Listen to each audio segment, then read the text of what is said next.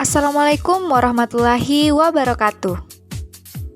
Halo semua, perkenalkan nama saya Rina Nurul Aziza dengan NIM 230409501030 Program Studi Pendidikan Guru Pendidikan Anak Usia Dini dari kelas 23C. Mata kuliah pengantar pendidikan dosen pengampu Bapak Andromeda Valentino Sinaga SS MPD. Di sini saya akan menjelaskan tentang teknologi dalam pendidikan. Tapi, apa sih itu teknologi dalam pendidikan? Teknologi dalam pendidikan merujuk pada penggunaan perangkat keras, perangkat lunak, dan disolusi digital untuk meningkatkan proses pembelajaran. Ini termasuk penggunaan komputer, tablet, perangkat lunak pembelajaran, aplikasi, serta platform daring yang dirancang untuk mendukung pendidikan. Tujuannya adalah untuk meningkatkan efisiensi pembelajaran, memfasilitasi akses yang lebih luas ke informasi, dan menciptakan pengalaman pembelajaran yang lebih interaktif dan terlibat.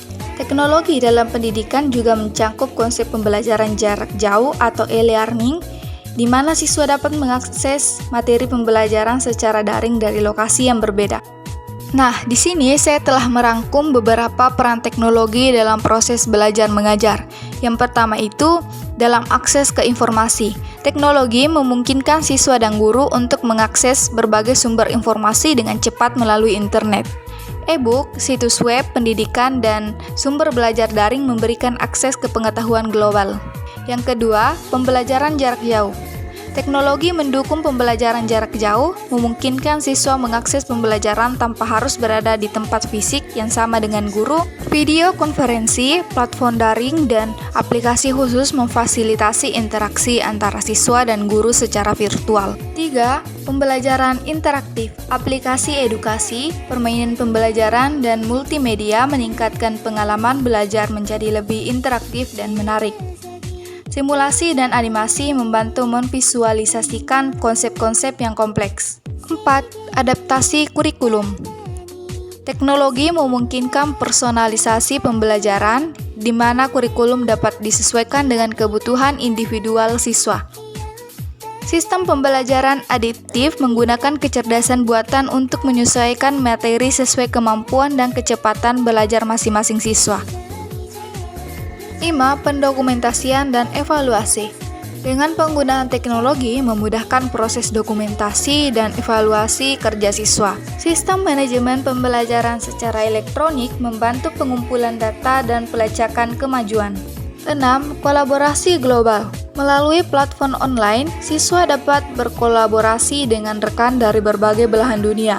Proyek bersama, forum diskusi, dan pertukaran budaya meningkatkan pemahaman lintas budaya dan keterampilan kolaboratif. 7. Peningkatan efisiensi administrasi. Teknologi digunakan untuk mengelola administrasi sekolah seperti registrasi siswa, manajemen keuangan, dan pelaporan hasil ujian. Sistem informasi sekolah membantu meningkatkan efisiensi operasional. 8. Pengembangan keterampilan teknologi. Penggunaan teknologi dalam pendidikan membantu siswa mengembangkan keterampilan teknologi yang penting untuk kehidupan dan karir di era digital. Pemahaman tentang perangkat lunak, analisis data, dan literasi digital semakin penting. Dengan demikian, peran teknologi dalam pendidikan tidak hanya memfasilitasi proses pembelajaran, tetapi juga mengubah paradigma pendidikan secara keseluruhan. Nah, berikut contoh pembelajaran berbasis teknologi. 1. Pembelajaran daring atau e-learning. Platform pembelajaran daring seperti Moodle, Google Classroom, dan Khan Academic memungkinkan siswa untuk mengakses materi, tugas, dan sumber daya pembelajaran secara online. 2. Aplikasi pembelajaran seperti aplikasi Duolingo untuk pembelajaran bahasa dan Potomat yang membantu siswa memahami konsep matematika melalui solusi langkah demi langkah dengan menggunakan kamera ponsel. 3. Simulasi dan game pendidikan. Contohnya, PHIT Interactive Simulation memberikan simulasi interaktif untuk memahami konsep fisika, matematika, dan sains. Kemudian, Pradogi, sebuah platform matematika yang menggabungkan pembelajaran dan permainan. 4. Virtual reality dalam pendidikan. Kita dapat menggunakan VR untuk membawa siswa ke lingkungan atau situasi yang sulit diakses, seperti tur virtual ke dalam tubuh manusia. 5. Pembelajaran adaptif. Sistem pembelajaran yang dapat menyesuaikan kurikulum berdasarkan kemajuan individu siswa, seperti Drumbox untuk matematika. 6. Papan tulis interaktif. Penggunaan papan tulis interaktif di kelas untuk membuat pembelajaran lebih dinamis dan memfasilitasi kolaborasi. 7.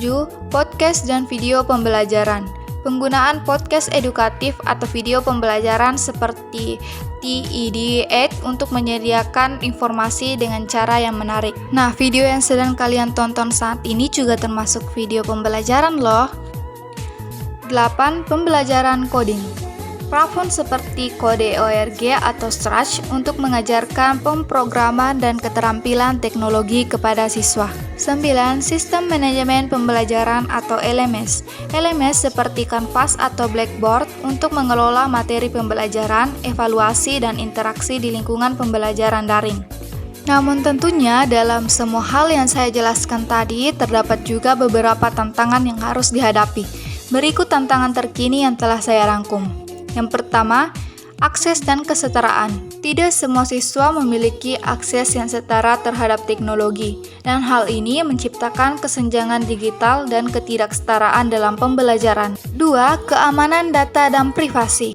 Tantangan terkait dengan keamanan data siswa dan privasi yang memerlukan perhatian khusus untuk melindungi informasi sensitif. 3. Pelatihan guru. Guru perlu mendapatkan pelatihan yang memadai untuk mengintegrasikan teknologi ke dalam kurikulum dan memanfaatkannya secara efektif. 4. Tantangan teknis. Infrastruktur teknis seperti konektivitas internet yang tidak stabil dapat menjadi hambatan dalam pelaksanaan pembelajaran berbasis teknologi. 5. Kelelahan digital. Siswa dan guru mungkin mengalami kelelahan digital karena paparan yang terus-menerus terhadap layar komputer, tablet, atau ponsel. 6. Konten pendidikan berkualitas. Perlu asesmen dalam seleksi yang cermat terhadap konten pendidikan daring agar sesuai dengan standar dan memberikan manfaat yang optimal.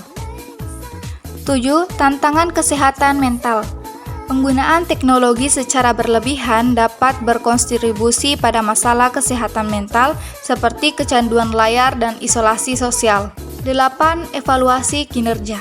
Tantangan dalam pengembangan metode evaluasi yang efektif untuk mengukur pemahaman dan kemajuan siswa dalam lingkungan pembelajaran berbasis teknologi. Penting untuk terus mencari solusi terhadap tantangan ini, agar pendidikan berbasis teknologi dapat memberikan manfaat maksimal bagi semua peserta didik.